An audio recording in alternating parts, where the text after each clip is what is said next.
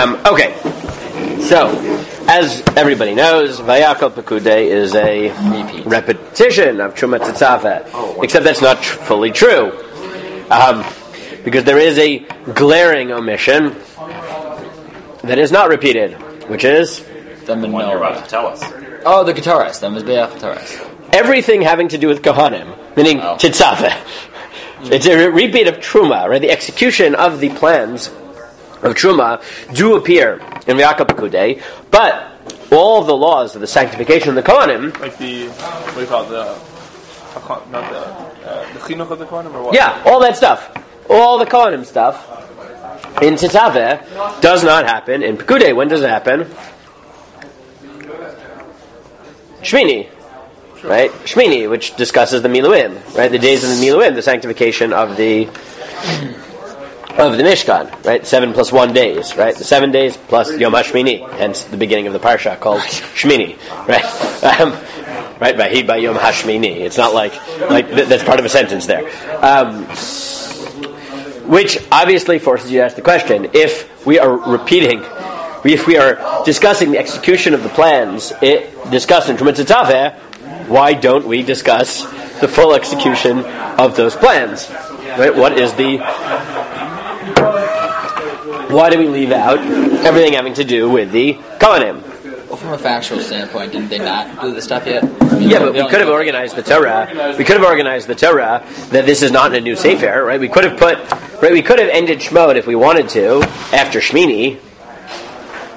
Yeah, God could have done whatever He wanted in terms of organization. It's sort of strange that we finished the book, right? No, it's fine. And it's like, for whatever reason, all the other parshas between the start of Vayikra and Shmini, for whatever reason, in the second part wouldn't be the second perfect. part. Thank you. Right? The answer obviously has to be thematic, right? That there is a reason why the execution of the building of Mishkan happens here in Vayakal Pekudei, and the inauguration of the Mishkan from the perspective of the Kohanim does not.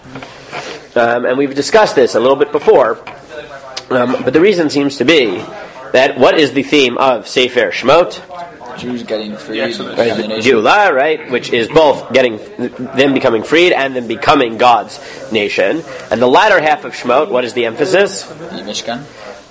Starting with the Kabbalah Torah, and then following the Ramban, it is the the continuation of Har Sinai. Now that is represented by the physical structure of the Mishkan. Right, the physical structure of the Mishkan, and the fact that God meets with who in the Mishkan? Moshe. Right, Moshe, which is how, in fact, Pekudei ends. Right, the Pekudei ends with God's presence settling on the Mishkan.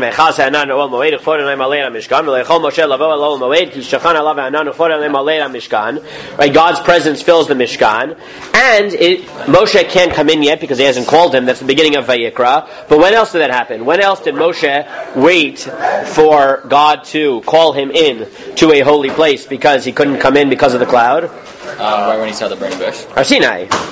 Also the burning bush, which happened also on Har Sinai, on Har Chorev, right? It wasn't a cloud, but fine, you're right. But more intensely in Har Sinai, because it seems like the theme of the latter half of Shmot, which is Sinai and its continuations, and that aspect of the Mishkan is represented by the angle of the Mishkan in Shmot, and that's what ends Pekudei. The second part of the Mishkan, namely that in addition to it being a meeting place between God and mankind, right, a continuation of Sinai at that level, that it is also a sanctuary, right, where there is ritual practice. That is the theme of which Sefer? Vayikra.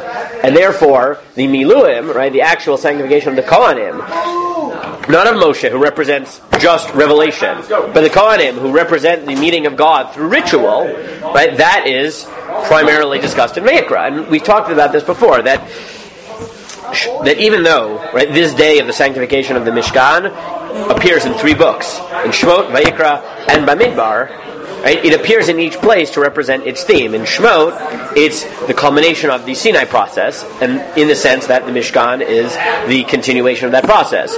In Vayikra, God continues his relationship with the Jewish people through the ritual practices of the Kohanim, which is represented in Sefer Vayikra. And then in Bamidbar, we talk about the travels, which is the last two psukim of Shemot. But that is explored more in Bamidbar. Okay? Good. I have to go to the meeting, so this